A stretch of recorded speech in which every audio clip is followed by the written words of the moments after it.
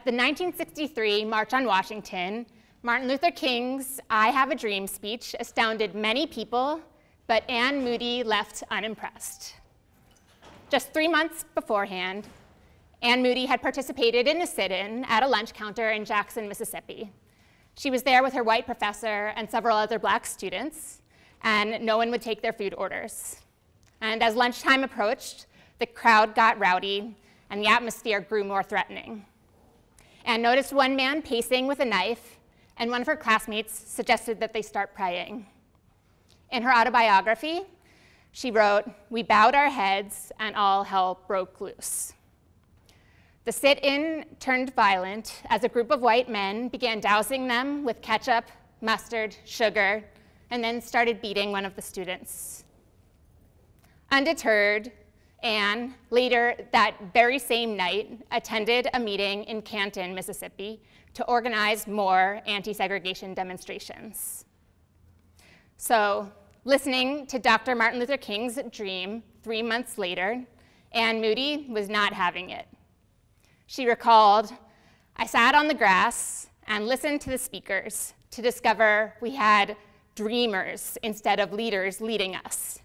Just about every one of them stood up there dreaming." I was taught to look back on Dr. King's speech with rose-colored glasses, but I can also empathize with Anne Moody's reactions. Dreamers, even eloquent ones like Dr. King, can at times be really annoying, especially when they seem out of touch with the reality of our lives. We've all heard speeches that sound completely irrelevant to our lives, whether from preachers, teachers, or politicians. So, looking back on the March on Washington, Anne Moody wrote, "Martin Luther King went on and on talking about his dream. I sat there thinking, in Canton, we never had time to sleep, much less dream." So, when I think about Joseph telling about his dreams, I wonder if his brothers were also sleep deprived and similarly without access to their own dreams. Now, Dr. King's dream and Joseph's dreams are extremely different dreams. The circumstances are very different, and Anne Moody's relationship with Dr. King is nothing like Joseph's relationship with his brothers. The brothers had a deeply personal grudge against Joseph. And in fact, at the beginning of this story, the Torah repeats that the brothers hate him 3 times in just 5 verses. So when Joseph approaches them, before we even know what he's going to say, it seems pretty clear that the conversation is not going to go well. Exhausted, overworked, and neglected by their father, I imagine the brothers rolling their eyes and looking at Joseph and thinking, "Who has time for you and your dreams?" And in fact, right after Joseph tells them his dreams, the brothers stop referring to Joseph by his name at all and simply call him Baal HaChalamot, that dreamer. I believe there's something threatening that both the brothers and Anne Moody detect in hearing these dreams, which is why they both start to refer to Joseph and Dr. King as merely dreamers. As its symbolic figurehead, Dr. King had a great deal of influence on the direction of the civil rights movement. In fact, his vision, to some extent, became synonymous with the movement itself. Anne Moody perhaps worried that Dr. King's dreams would distract and derail her community's efforts to improve the economic conditions of Black people in the South. Her vision for the change her community needed was at risk of being overshadowed by Dr. King's dream. Similarly, when Joseph approaches his brothers, they also worry about being overshadowed. The brothers feel deeply vulnerable when hearing Joseph's dreams, and out of fear, they respond, "Hamaluch timloch aleinu? Are you going to someday rule over us?" These 2 stories reflect a prevalent but potentially dangerous attitude towards dreams and towards hearing the dreams of others. Both stories portray a dream as something that is experienced individually, that is self-contained, and that belongs solely to the dreamer. These stories also portray the listeners with very little agency, with little to do beside to bear witness to the dreams of others. My favorite image for this type of relationship to dreams is taken from the famous children's book, The BFG by Roald Dahl, which tells the story of the big, friendly giant, hence the BFG, who is responsible for going out into the wild and catching, bottling, and delivering dreams to children every single night. The dreams are described as semi-alive substances that he bottles in mason jars and stores in rows and rows on shelves and shelves. Every night, he opens them up and he blows these dreams into children's bedrooms with a long trumpet-like contraption. Each dream is a self-contained entity experienced solely by one individual child. This image reflects a common way to think about dreams, especially ones like Joseph's, that don't appear to require much interpretation at all. You might remember in his first dream, Joseph sees 12 bundles of wheat, one for each of his brothers and one for him. The 11 bundles of wheat of each of his brothers all turn and bow to Joseph's. It seems pretty obvious that this is a straightforward dream about Joseph's sense of superiority over his brothers. This sounds like the kind of self-contained dream that could easily be kept in a mason jar. But the Talmud uses completely different imagery for dreams, which gives us a pretty different impression of their nature. Rav Chisda likens a dream to a letter, saying, an uninterpreted dream is like an unopened letter. This image reflects an entirely different relationship between dream, dreamer, and dream interpreter. If a dream is a letter, it does nothing while it's still inside the envelope. A dream requires an interpreter, just like a letter needs someone to open it up and read it. Dreams, then, are communicative and dialogical. This attitude towards dreams is reflected even more strongly in the following Talmudic story told from the perspective of Rabbi Bana'a, who says, there were 24 interpreters of dreams in Jerusalem. And one time, I dreamed a dream and went to each of them to interpret it. What one interpreted for me, the other did not. And nevertheless, all of the interpretations came true in accordance with the principle, all dreams follow the words of the interpreter. Kol hachalamot hochim achar hapeh.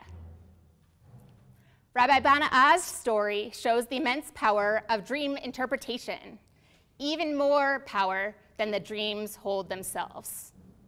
It does not matter that each interpreter gave a different interpretation. Working with the exact same ethereal material, each interpreter offered a different meaning, which then manifested in a concrete impact on Rabbi Bana'a's life. Each of the 24 interpreters are essentially co-creators of Rabbi Bana'a's future. How different this story is from the story of Joseph's dreams. So how do we make sense of this difference? Are Joseph's dreams uniquely unable to make room for multiple interpretations? Is Joseph an exception to Rabbi Bana'a's principle that the dream follows the words of the interpreter? I would argue that the answer is no.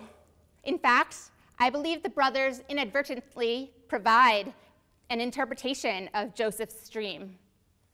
Remember how the brothers responded right after Joseph told them his dream. They said, Hamaloch timloch aleinu, will you rule over us? Or you will rule over us.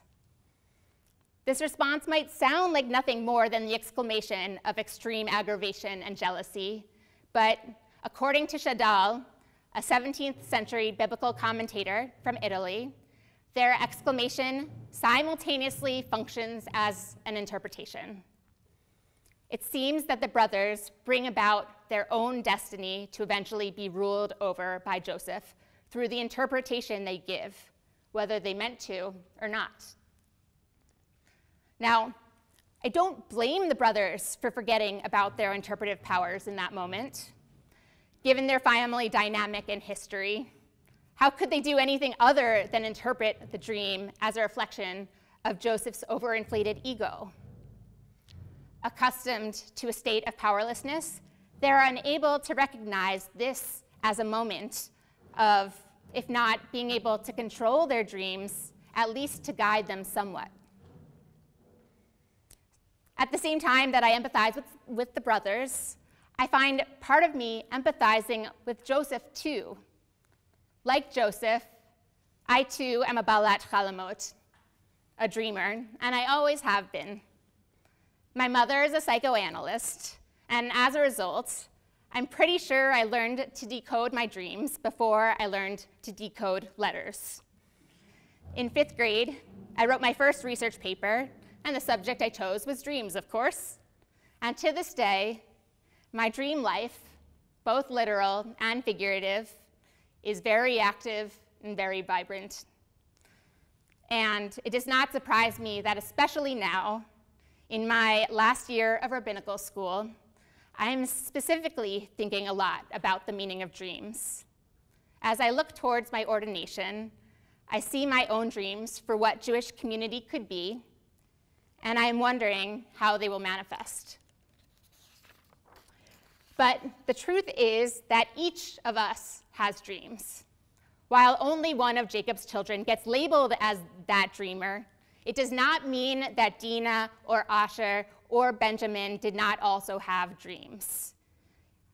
Each of us has dreams, and some of us may think our dreams matter less than others, but many of us, probably all of us, have some dreams that go unexpressed and unrecognized even by ourselves. So I have 2 charges for us. Number 1, let us all learn to see ourselves as people who dream. Let us let go of the voices telling us that our dreams are not important. Everyone from Joseph to Freud to contemporary scientists tell us that our dreams do matter and are full of deep meaning. Dreams, both literal and metaphorical, contain our deepest truths, our most sacred values, and our most honest hopes. So the next time you dream, do not treat it like something you can bottle up inside a mason jar and stick on a shelf. Treat it like a sacred letter. Share it with someone and see what sense you can make of it together. Through sharing our dreams, we create the light that can guide us toward a better world.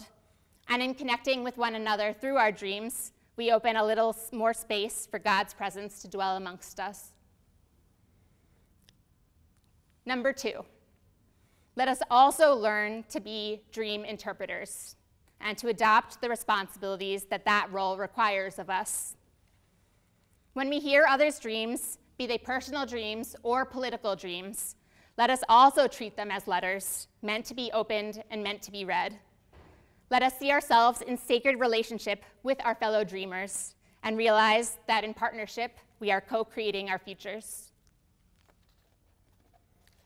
Anne Moody and Joseph's brothers were both right that dreams are indeed dangerous. And at the same time, I think they both overestimated the power of the dreamers and underestimated their own roles. Ultimately, the danger of dreams is not that they show us a vision of a future that we cannot control. The true danger that dreams represent is that they force us to face our responsibility to act as dream interpreters and to co-create a better future. 55 years later, parts of Dr. Martin Luther King's dream have been fulfilled, but there is much of it that continues to go unrealized. It begs us to continue to interpret it. in order to bring its vision into concrete material terms, and we cannot relinquish that responsibility. At the end of his famous speech, Dr. King quotes Amos, this week's Haftorah prophet, and he says, "We will not be satisfied until justice rolls down like waters and righteousness like a mighty stream.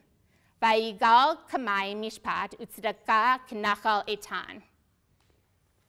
Each of us in this room will interpret Dr. King's dream of justice slightly differently, just like the 24 interpreters of Jerusalem. And each of those interpretations is precisely what can enable each of the much-needed pieces of the dream to come true. Kol hacholamot holchim achar hapeh. All the dreams follow the words of their interpreters.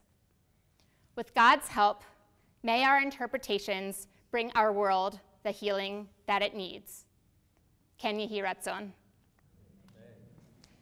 Kaddish Rabbanan. Yitzgadal v'yitzgadash shemei Rabbah. B'alma divrach yirtei v'yamlich malchutei. B'chayechon u'vyomechon u'chayei dechol beit Yisrael. B'gala u'vizman kari v'yimru amen. Yehei shmei Rabbah mevarach le'olam omei amaya. Yitbarach v'yishtabach v'yitpa'ar v'yitramam v'yitnaseh. V'yitadar v'yitalev v'yithalal shemei dekudasha brechu. Le'ela min kol berchata v'shirata. Tushbechata v'nechamata da'amiran belma v'yimru amen. All Yisrael v'al Rabbanan v'al Talmidei v'al kol Talmidei v'al kol man daskin bo'raita di v'atra hadain v'di kol atar v'atar yehei lehon u'lechon shlama rabba china v'chista v'rachamin v'chayin arichin u'mizuna v'vicha or porkana min kadam avuhon di v'shmaya v'yimru amen. Yehei shlama rabba min shamaya v'chaim tovim aleinu v'al kol Yisrael v'yimru amen. Oseh shalom b'mramav hu barachamav yaseh shalom aleinu v'al kol Yisrael v'yimru amen. Thank you all for being here. There were refreshments that way.